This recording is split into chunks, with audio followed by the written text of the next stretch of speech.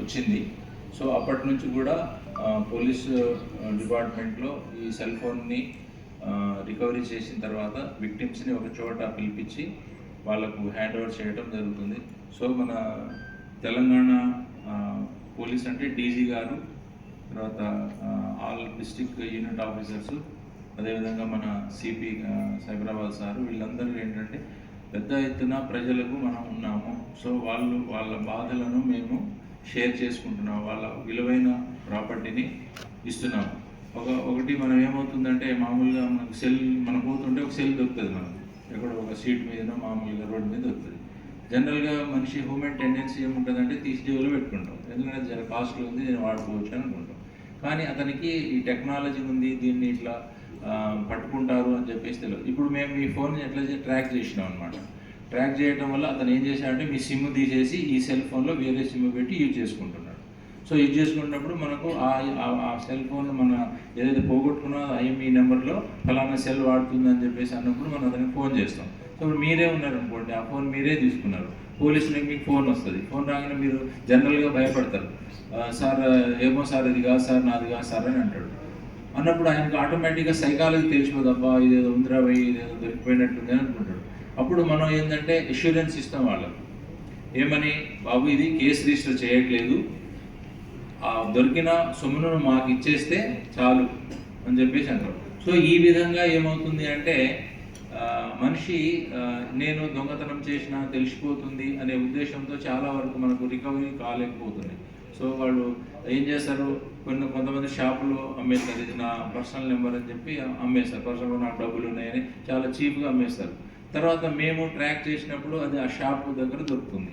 అప్పుడు షాప్ దగ్గర దొరికినప్పుడు ఆటోమేటిక్గా వాడు లాస్ అవుతాడు కదా, సార్ నేను డబ్బులు ఇచ్చిన, 4,000 ఇచ్చిన, 5,000 ఇచ్చిన, 10,000 ఇచ్చిన అని చెప్పి అనుకుంటాడు. సో ఇది ఒకటి మనకు ఛాలెంజ్ ఉన్నది సొసైటీలో. అది ఏమవుతుందంటే విక్టిమ్స్ మనకు హ్యాపీగా ఉంటుంది, కాకపోతే వీడు నా సెల్ ఫోన్ని ఏం చేశాడో, ఎక్కడెక్కడ యూజ్ చేశాడో అని చెప్పేసి మనకు ఒకసారి ఒక వస్తువు పోయిన తర్వాత వాడు ఖరాబ్ చేసినాడనే ఒకటి మైండ్లో ఇది ఉంటుంది. కాబట్టి పోయిన తర్వాత ఏం చేయాలనేది ఇప్పుడు ఏసీపీ గారు చెప్పారు. తర్వాత దొరికిన తర్వాత ఎట్లా ఉంటుందనేది అది కూడా మీరు చెప్పాలి. సో మీడియా మిత్రులు కూడా చెప్పేది ఏంటంటే, ఇప్పుడు పోయిన తర్వాత ఇవ్వచ్చు ఆయన, ఎందుకంటే అతని వస్తువు కూడా పోయినప్పుడు అతనికి కూడా ఫీలింగ్ ఉంటుంది కదా, నా వస్తువు పోయింది, ఇంత కాస్ట్లీ పెట్టి కొన్నది, ఎవరైనా గిఫ్ట్ ఇవ్వచ్చు, లేకపోతే అతనే సేవ్ చేసిన డబ్బుతో చాలా కాస్ట్లీ ఐటమ్ కాబట్టి ఇవన్నీ కొద్దిగా ఆర్థికతో ముడిపడి ఉంటాయి కాబట్టి కొద్దిగా సమస్యలు ఉంటాయి. కాబట్టి మీరు ఫోన్లను జాగ్రత్తగా చేసుకోవాలంటే ఈ మామూలుగా రొటీన్గా మేము ఎప్పుడు చెప్తూనే ఉంటాం. ఎందుకంటే ఇప్పుడు మొబైల్ అనేది ప్రతి రోజు మనకు నీడ్ అనమాట, అవసరమైన వస్తువు. అది చాలా హ్యాపీగా ఉన్నాను నేనైతే. ఫస్ట్ టైం పోయినప్పుడు ఇది నా పాప చేతిలో పోయింది, అంటే తను బస్సులో ట్రావెల్ చేస్తుంది, తను కాలేజీ స్టూడెంట్. ఎంత ఏడ్చిందంటే ఆ రోజు చాలా ఏడ్చింది పాపం. తను ఫస్ట్ టైం ఈ ఫోన్ తీసుకుంది, వాళ్ళు కాలేజీలో పీడిఎఫ్లు అవన్నీ చాలా ఉంటాయి కదా, చాలా కష్టపడి తీసుకున్నాం ఈ ఫోను. డాడీ కొనిచ్చిండు, 1 monthలోనే ఫోన్ పోయింది, చాలా ఏడ్చింది. పోలీస్ వాళ్ళందరూ అన్నారంట, అమ్మ ఏడవకు రా, నీకెందుకు, 10 daysలో మేము ట్రాక్ చేసి నీ ఫోన్ నీకు ఇస్తాము, ఏడవద్దని చాలా సపోర్ట్ చేశారంట.